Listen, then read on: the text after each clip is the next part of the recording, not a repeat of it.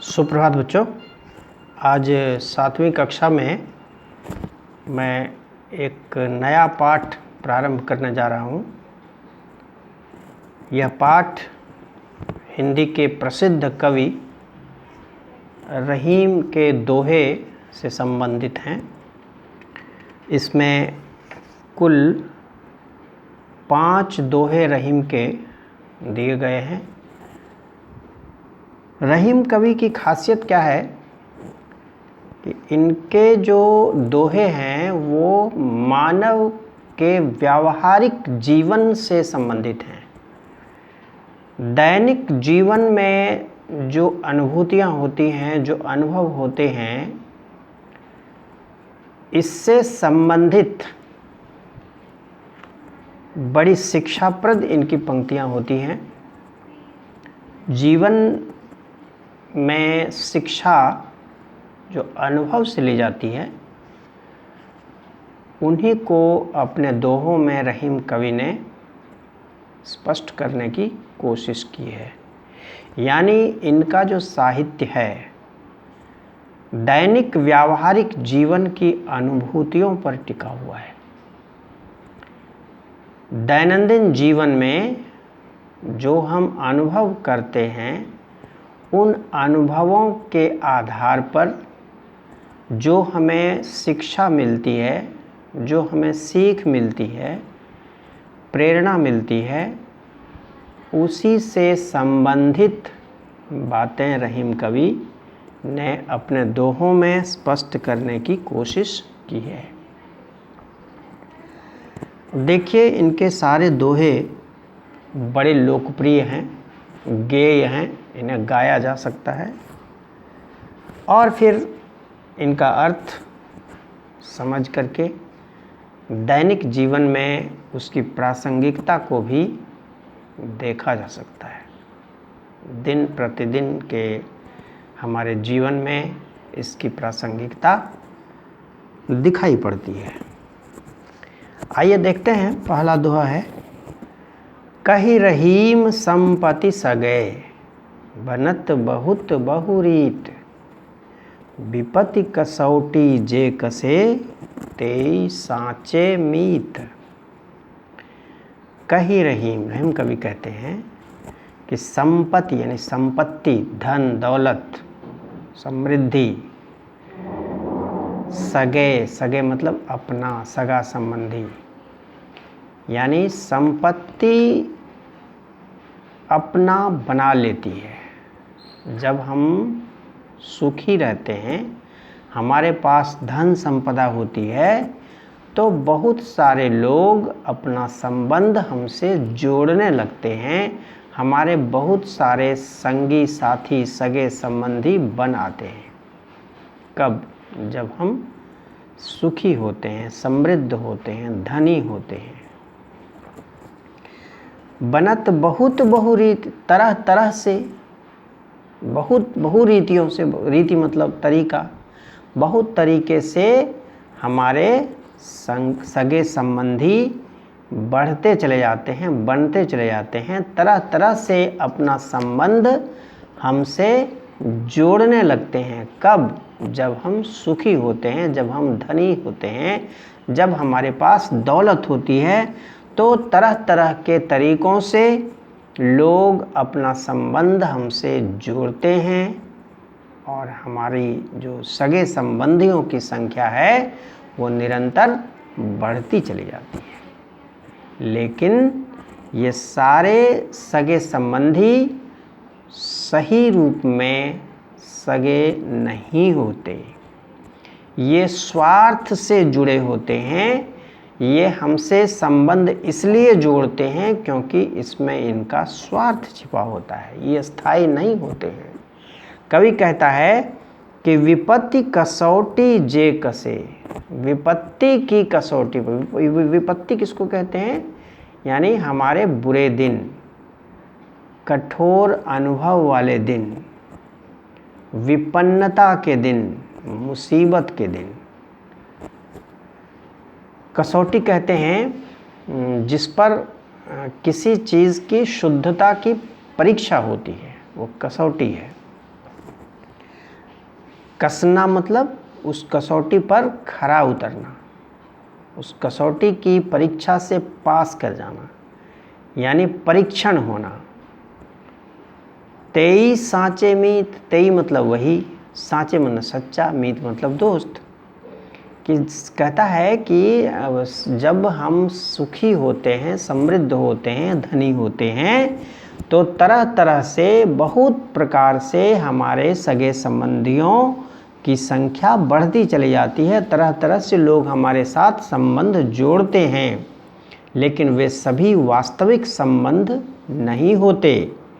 वास्तविक संबंध कौन किसके साथ होता है? जो विपत्ति की कसौटी पर कसा जाता है, यानी जो मुसीबत के समय भी हमारा साथ नहीं छोड़ता, मुसीबत के समय भी, विपत्ति के समय भी जो हमारा साथ देता है, वही सच्चा मित्र है, वही सच्चा संबंधी है। उसी के साथ संबंध सच्चाई का संबंध होता है।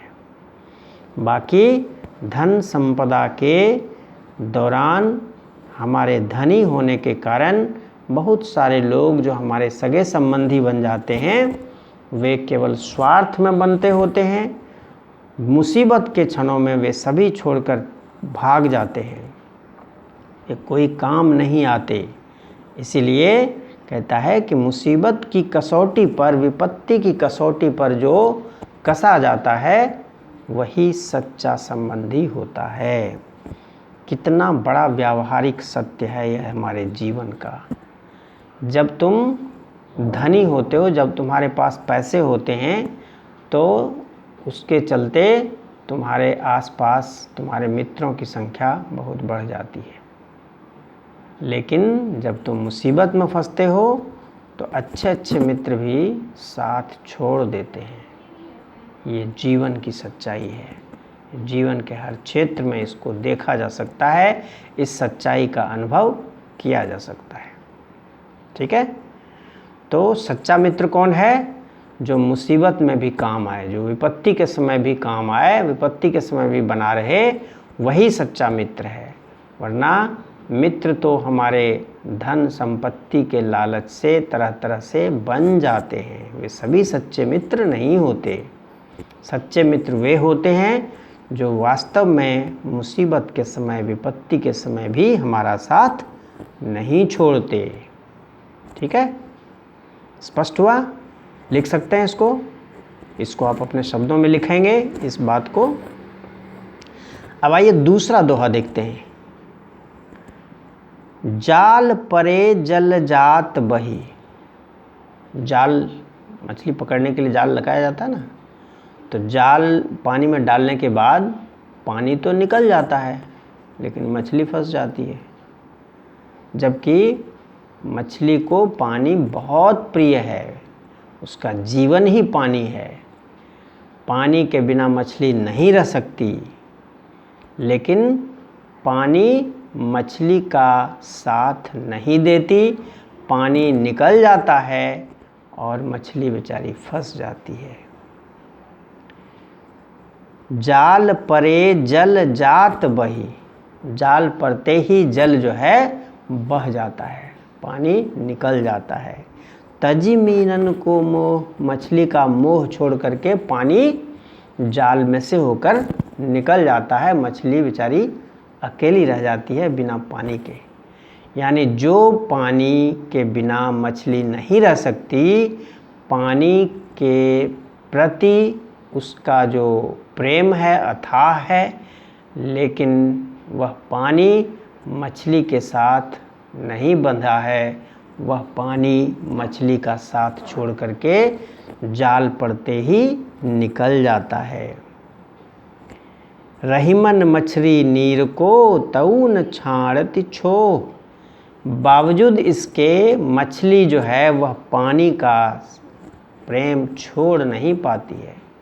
वह जानती है कि यह पानी मेरा साथ नहीं देगा, यह पानी निकल जाएगा मुझे अकेला छोड़कर, फिर भी वह मछली पानी के प्रति आसक्त रहती है, पानी के प्रति उसका मोह बना रहता है, वह पानी से प्रेम करती रहती है, जबकि वह जानती है, क्या जानती है, कि यह पानी जाल पड़ते ही निकल जाएगा और मुझे अकेला छोड़ देगा, फिर भी वह पानी के बिना नहीं रह सकती है। आशय क्या है कि यह संसार पानी की तरह है और मनुष्य की आत्मा, मनुष्य का जो जीवन है वह मछली की तरह है। आदमी हर कीमत पर इस संसार में रहना चाहता है। इस संसार में मनुष्य हमेशा रहना चाहता है, जैसे मछली पानी में रहना चाहती है। जितना प्रिय मछली को पानी है, उतना ही प्रिय यह मनुष्य को यह संसार है। लेकिन समय आने पर संसार छोड़कर हमें निकलना पड़ता है। संसार हमें नहीं रोक सकता, बावजूद इसके हम संसार के प्रति आसक्त रहते हैं। हम संसार के प्रति एक कमजोरी का भाव रखते हैं, हम उसके बिना नहीं जी सकते। यानी पानी मछली की कमजोरी है, मनुष्य की कमजोरी यह संसार है।